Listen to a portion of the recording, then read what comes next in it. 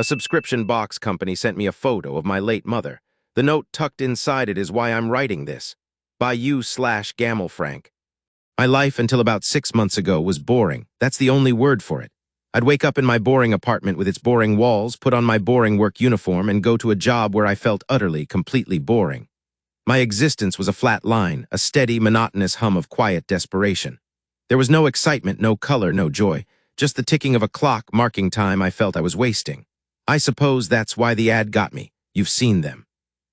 They're everywhere now, slithering into your social media feeds between photos of your friends, babies, and bad political takes. It was for one of those trendy subscription box companies. I won't use their name. I don't want to give them the satisfaction. Their whole gimmick was hyper-personalized, algorithm-driven experiences.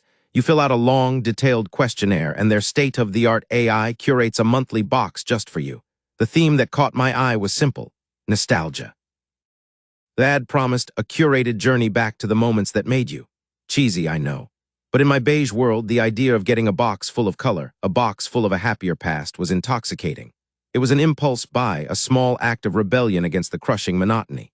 I filled out the questionnaire. My birth year, favorite childhood TV shows, music I listened to in high school, all the standard data mining stuff, and then I promptly forgot about it.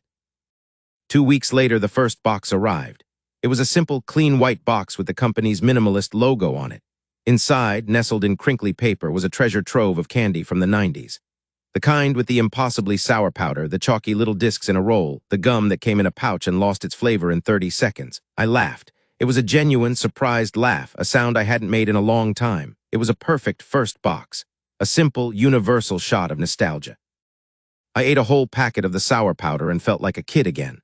The next month, the second box arrived. This one contained a toy. A perfectly replicated version of one of those stretchy, muscular action figures that every kid I knew either had or desperately wanted. I hadn't thought about that toy in 20 years, but the moment I saw it, the rubbery smell and the feel of it in my hands came rushing back. The algorithm was good, really good. Was plucking these half-forgotten memories from the ether and delivering them to my door. For the first time in a long time, I had something to look forward to. Box 3 had a DVD copy of a goofy family adventure movie from the 80s, the kind I used to watch on rainy Saturday afternoons. Box 4 had a collection of CDs from rock bands that were the entire soundtrack to my teenage years. Each box was a perfectly crafted hit of dopamine, a reminder of a time when life wasn't so. Beige, I was a happy customer. I even recommended the service to a coworker. Then came the fifth box. And that's when everything started to go wrong. It arrived on a Tuesday. I opened it with the now familiar sense of pleasant anticipation. Inside, sitting on the paper shred, was a small, plush bear. It was worn, its brown fur matted in places with one of its black button eyes slightly loose. My breath caught in my throat. I knew this bear. It wasn't a replica. It wasn't a similar toy. It was him. His name was Barnaby. My mother had given him to me when I was 5, right after a nasty fall that landed me in the hospital with stitches. He was my constant companion, my confidant, my guardian against closet monsters. My mother, she passed away from cancer when I was 12. After the funeral, in the chaotic, grief-stricken aftermath of cleaning out her things, Barnaby vanished. I always assumed he'd been accidentally thrown out or given away. I hadn't seen him in over 15 years, and here he was, in a subscription box. The pleasant nostalgia curdled into a cold, creeping unease. How was this possible? This wasn't something a questionnaire could tell you. This wasn't a shared cultural touchstone. This was a deep, personal, lost artifact from my life. A fluke, I told myself. A coincidence of cosmic proportions. I emailed their customer service. My hands were shaking as I typed. To whom it may concern, I received my latest box today, and I have a serious question.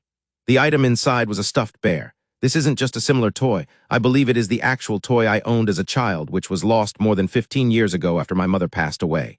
Can you please tell me how you acquired this item? This is very unsettling. I waited. The response came 2 hours later. It was a bland, corporate template that did nothing to soothe my growing anxiety. Dear valued subscriber, thank you for your feedback. We're so glad you're enjoying your personalized experience. Our proprietary algorithm is state-of-the-art, designed to connect you with the most meaningful and resonant artifacts from your past to create a truly unique journey into nostalgia. We hope you continue to enjoy your subscription. Sincerely. The development team, the cheerfulness, the corporate jargon, the complete and utter dismissal of my question, it was chilling. Personalized experience. Resonant artifacts. They were confirming it in the most detached, inhuman way possible. They knew that's when the fear really started. The boxes started arriving more frequently, no longer once a month. The next one came a week later, then another 4 days after that. I hadn't been charged for them. I checked my credit card statement. There was only the one initial monthly charge, but the boxes kept coming, appearing on my doorstep like strange, silent offerings, and the contents shifted from lost to stolen. One box contained the silver watch my grandfather had given me. It had been stolen from my locker at the gym 3 years ago. I'd filed a police report and everything. I'd never seen it again. But here it was, ticking perfectly, the familiar scratch still on the crystal. Another box, smaller this time, contained a single faded concert ticket. A local band I'd loved in college. I remember that night vividly, not for the music, but because my coat had been pickpocketed on the subway ride home. My wallet was gone, and with it the ticket stub I'd kept as a souvenir. It was creased in the exact same place I remembered. My paranoia skyrocketed. I was being watched. I had to be. How else could they know these things? They didn't just have my data, they had my life. My losses, my violations. I started checking my locks obsessively. I felt like I was being observed through my own windows. Was my apartment bugged? Was my phone compromised? Every shadow seemed to hold a watching eye. I had to stop it. I went to their website, my heart pounding with a frantic, desperate energy. The site was beautiful, all clean lines and minimalist design. But it was a facade. I scoured every page, every link, every word of the FAQ. There was no cancel subscription button. There was no phone number. There was no physical address. Just the same email address for them. I emailed them again, my message a frantic, all caps demand to stop. Stop sending MEBOXES. Cancel MY account immediately. How are you getting these things? Stop contacting me. The reply was instantaneous, identical to the first one. Dear valued subscriber, we're so glad you're enjoying your personalized experience. I called my credit card company and told them to block all future charges from the company. The woman on the phone was sympathetic, but she confirmed what I already knew. They hadn't tried to charge me again since the first month. 2 days later, another box appeared on my doorstep. It arrived even though I was no longer a paying customer. The transaction was over. But this wasn't a transaction anymore. I was trapped in a relationship I had never agreed to. I left the box on my doorstep, refusing to touch it. It was still there the next morning, and the next. A silent white sentinel, a constant reminder of my powerlessness. That brings me to last night. The final box. It was different from the others. It was larger, flatter, and felt strangely light. It had been sitting on my doorstep for days, and I couldn't stand looking at it anymore. My fear had curdled into a kind of fatalistic dread. I needed to know. I needed to see what final, impossible piece of my past they had dredged up. I brought it inside, set it on my kitchen table, and slit the tape with a shaking hand. I lifted the flaps. Inside, there was no crinkly paper, no object. The box was empty. For a moment, I felt a wave of relief. It was over. It was just an empty box, a final, weird prank. But then I saw it. At the very bottom, lying face up, was a single Polaroid picture. My hands trembled as I reached in and picked it up. The photo was faded, the colors washed out in that way only old Polaroids are. It was me, about 10 years old, with a goofy, gap-toothed grin. My arm was around my mother. She was looking at the camera, her head tilted slightly, a genuine, happy, beautiful smile on her face. She looked so healthy, so alive. I remembered the day it was taken. A picnic in the park, a warm summer afternoon a year before she got sick. A perfect day. A stolen moment, not of nostalgia, but of a life that was gone forever. A single hot tear rolled down my cheek and splashed onto the photo. As I wiped it away, my thumb brushed against something tucked into the white border at the bottom of the picture. It was a small, folded piece of paper. With a sense of profound, soul-deep dread, I unfolded it. The note was handwritten in a neat, precise script, the same elegant, sharp cursive I imagined had written the website's copy. The message was short. 6 simple words. We can get anything back for you. I dropped the photo as if it had burned me. My mind was reeling, the implications of that sentence crashing down on me like a physical weight.